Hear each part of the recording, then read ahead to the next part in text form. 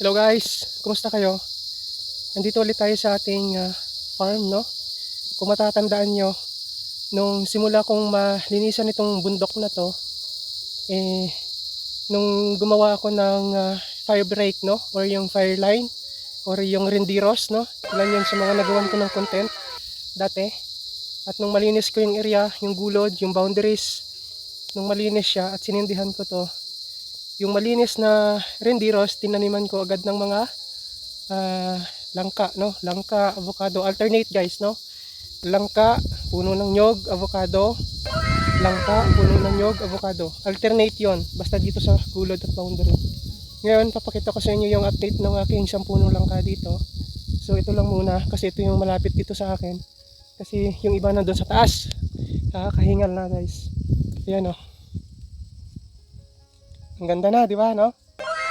So, itong seedlings na to, kung matatandaan nyo, ay pinunla ko din, no? Seed grown lang din siya, hindi siya dugtong.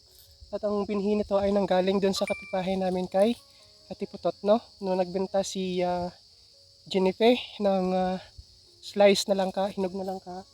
So, bumili ako at inipon ko yung mga buto. Ito na yun guys, no? Pero yun mo yun, nakapagpabuhay tayo, no? Nang dahil dun sa mga buto. So, yung iba nito guys, namatay. Pero may mga 3 puno ata akong natira. 8 puno kasi ito eh. Yung 3 puno ay namatay. Dahil nung nagsindi ako ng rendiros, nahagip ng apoy. Nawala sa isip ko na balutan ng katawan ng sakwa ng saging, no? So at least may nabuhay. So ayan siya. Diba? Thank you for watching. See you on our future vlogs. Bye!